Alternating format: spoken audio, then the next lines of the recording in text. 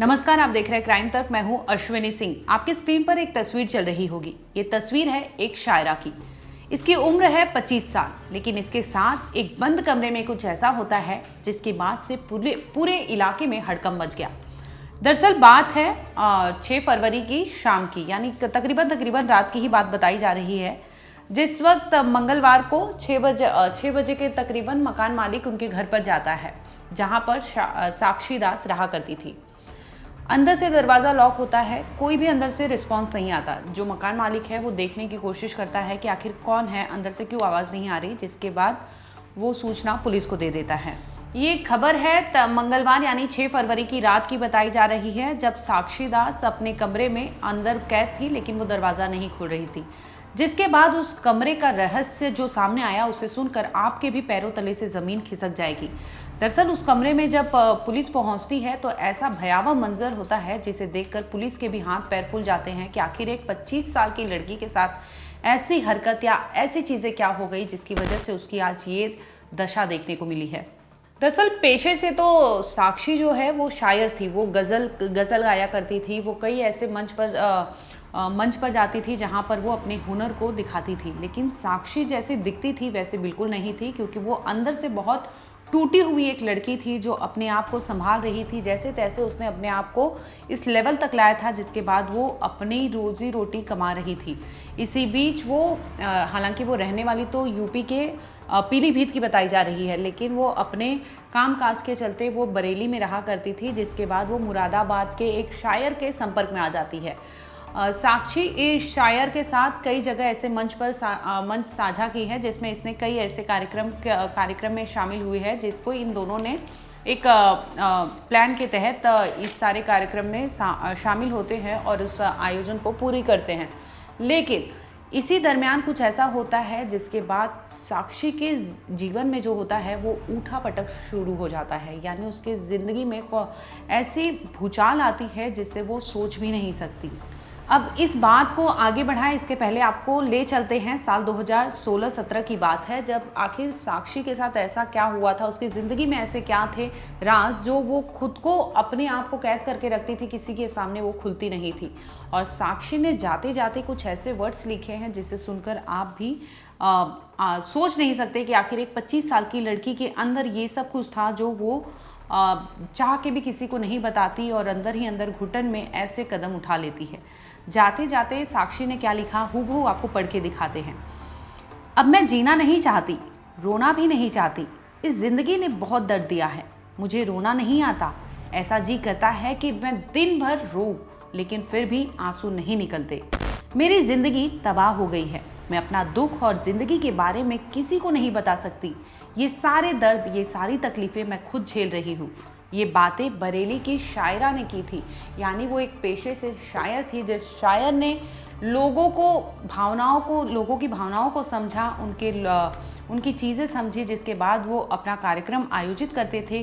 वो अपनी भावनाओं को व्यक्त नहीं कर पाई, जिसके बाद उसने एक बंद कमरे में ऐसे काम को अंजाम दिया जिसे सोच भी नहीं सकते आप।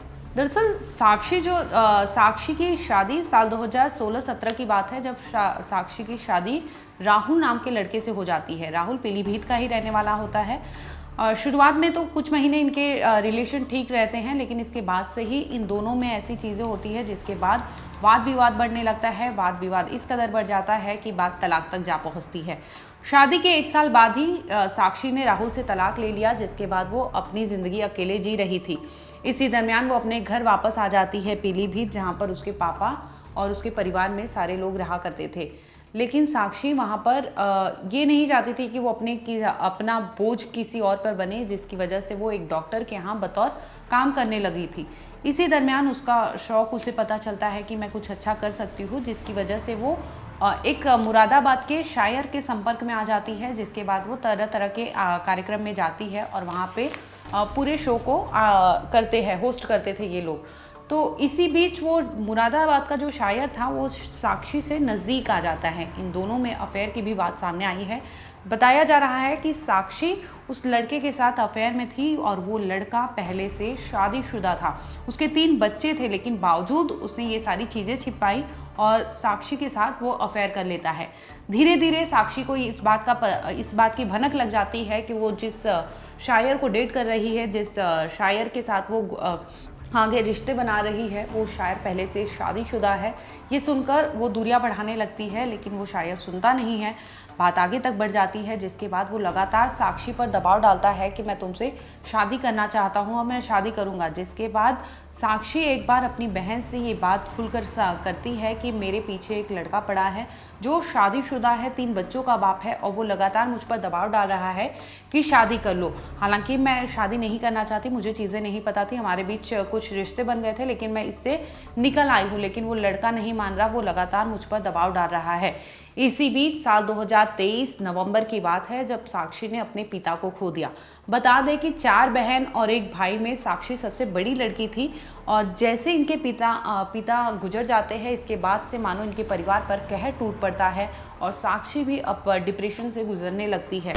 बहन ने ये सारी चीज़ें बताई हैं, जिसमें उसने खुलासा किया है कि वो एक लड़के को, जो बाकायदा शायर है, उस लड़के के साथ उसका अफेयर था, और वो लड़का लगातार इस पर मानसिक प्रताड़ित करता था, इसे टॉर्चर करता था, जिसके तहत वो थक जाती थी, हार जाती थी।